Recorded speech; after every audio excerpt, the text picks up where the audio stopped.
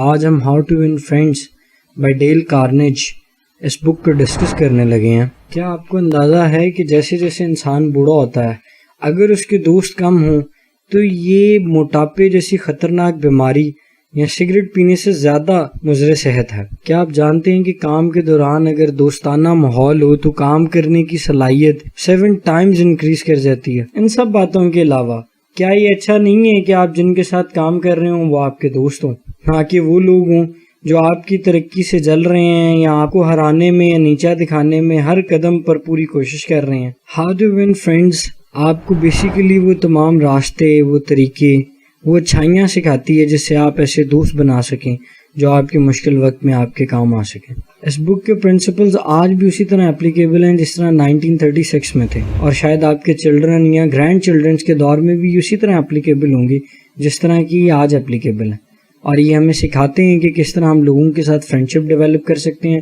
اور انہیں انفلوئنس کر سکتے ہیں۔ لیکن دو جو فنڈامنٹل بیہیویئرز ڈسکس کیے گئے ہیں وہ انہیں سٹوریز کے ساتھ ڈسکس کریں گے۔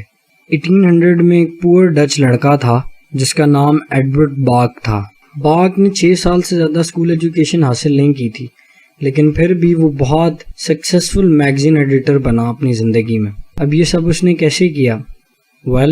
جب وہ 13 سال کا تھا تو اس نے بچت کر کے گریٹ امریکن بایوگرافی انسائکلوپیڈیا خریدی۔ پھر اس نے وہ کام کیا جو ہم لوگ تصور نہیں کر سکتے۔ اس نے ان تمام گریٹ لیڈرز کی بایوگرافیز کو پڑھا اور پھر اس نے انہیں لیٹرز لکھے اور ان کی زندگی کے بارے میں ان سے سوالات کیے۔ اس نے جنرل گرانٹ کو ایک لیٹر لکھا جس میں اس نے کچھ جنگوں کے بارے میں اس سے سوالات کیے۔ اس لیٹر کے جواب میں جنرل گرانٹ نے نہ صرف اسے جنگوں کے میپ ڈرا کر کے دیے بلکہ اس 14 سال کے لڑکے کو اپنے گھر کھانے پہ بلایا، اور اس طرح جلدی اس کی بڑے امریکن لوگوں کے ساتھ جان پہچان بن گئی، جن میں Ralph Waldo Emerson, Jefferson David اور مس ابراہم لنکن جیسے لوگ شامل ہیں۔ ہر بڑے آدمی جس کو وہ ملا اس نے اسے نیکسٹ بڑے آدمی سے ملوایا۔ جلدی اس کے پاس وہ تمام دوستیاں اور جان پہچان موجود تھی جو اسے ایک میگزین چلانے کے لیے چاہیے تھی۔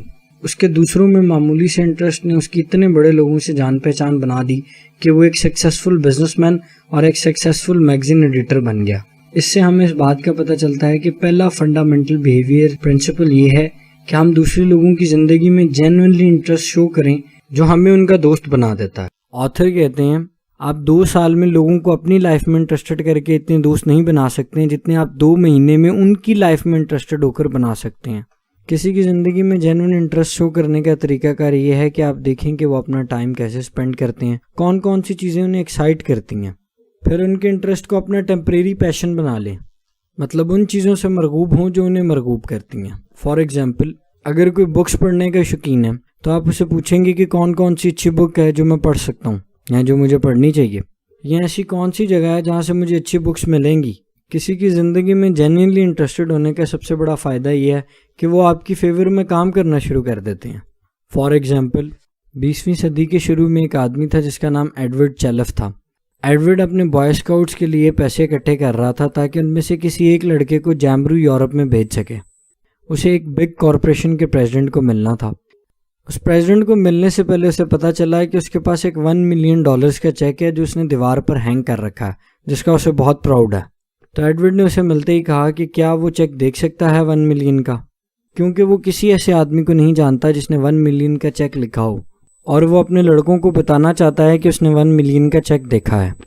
پریزیڈنٹ نے اسے بڑی خوشی سے وہ چیک دکھایا اور اس کے بارے میں بڑے فخر سے باتیں کی۔ تھوڑی دیر بعد اس نے ایڈورڈ کو کہا کہ آپ کس کام کے لیے آئے تھے، جس پر ایڈورڈ نے اسے بتایا کہ وہ فنڈ ریزنگ کے لیے آیا۔ ایڈورڈ کے لیے اس کا رسپانس حیران کن تھا، کیونکہ اس نے نہ صرف ایک لڑکے کے لیے فنڈ دیا بلکہ 5 لڑکوں کے لیے اور ایڈورڈ کے لیے بھی فنڈ پے کیا۔ بعد میں ایڈورڈ نے کہا کہ میں جانتا تھا کہ اس کے انٹرسٹ کی بات کیا ہے، اور میرے اس بات کرنے کی وجہ سے اس نے مجھے وہ فنڈ کیا۔ اس کا مطلب یہ ہے کہ اگر آپ واقعی دوست بنانا چاہتے ہیں تو ان میں جینوئن انٹرسٹ لیں۔ چلیں اب ہم second fundamental behaviour principle discuss کرتے ہیں۔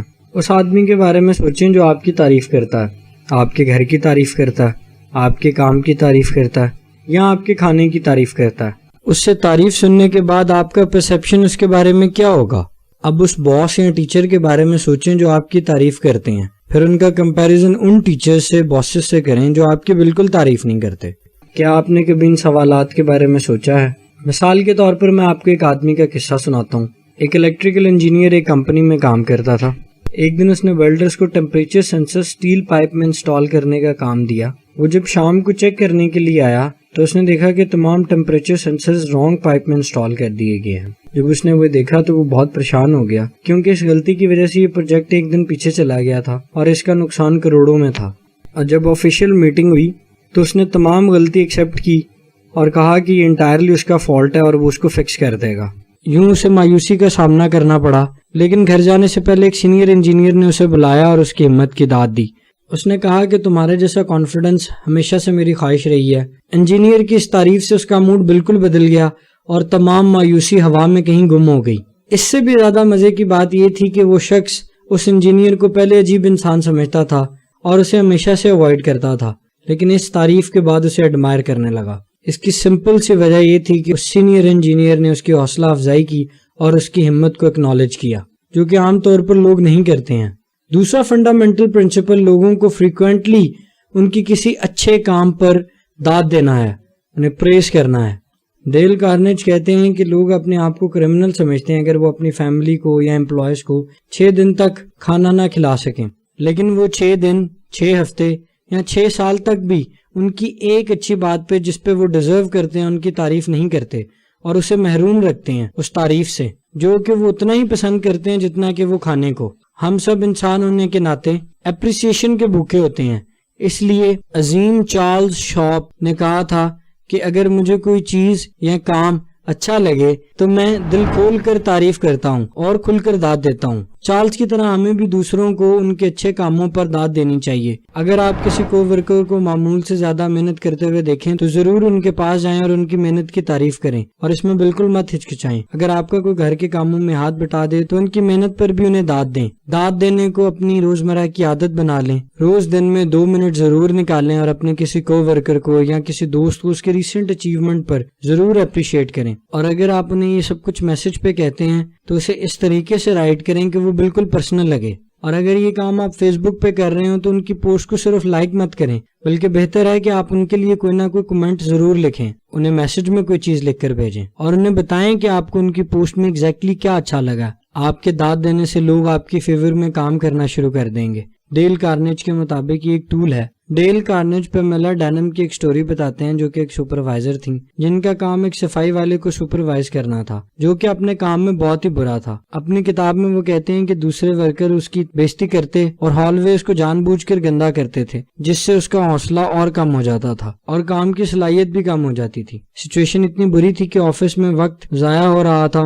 پیملا نے کافی ناکام کوششوں کے بعد یہ نوٹ کیا کہ اس کی کسی بھی کام میں اس کی چھوٹی سی بہتری کو اپریشیٹ کرنے سے اس صفائی والے کا حوصلہ بہت بلند ہو جاتا تھا اور اس کی کام کی کوالٹی میں بھی کافی بہتری آتی تھی. پیملا نے باقی دوسرے کو ورکرز کے سامنے اس کی تعریف کرنا شروع کر دی اور بہت جلد وہ اپنے کام ایفیشینٹ طریقے سے کرنے لگا. اب وہ کام بہت بخوبی کرتا اور دوسرے لوگ اس کی داد دیے بغیر نہ رہ سکتے تھے. ایماندار اپریسیشن نے وہاں پہ رزلٹ دیے جہاں پہ کریٹیسزم بالکل فیل ہو گیا. تو اگر آپ دوست بنانا اور لوگوں کو انفلوئنس کرنا چاہتے ہیں تو لوگوں کو فریکوینٹلی داد دینا شروع کر دیں. لوگ ہمیشہ چاہتے ہیں کہ انہیں ان کی محنت پر داد دی جائے اور اگر آپ ایسا کرتے رہتے ہیں تو جلدی آپ ایسے دوستوں سے گھر جائیں گے جو آپ کو سکسیسفل بنانے کے لیے ہر وقت ہر قسم کی مدد دینے کے لیے تیار ہوں گے. اور یہی اس بک کا کور میسج ہے. اب یہ بات واضح ہے کہ یہ بک کیوں آج بھی 80 ایئرز بعد بھی پرنٹنگ میں اسی طرح موجود ہے جس طرح یہ آج سے 80.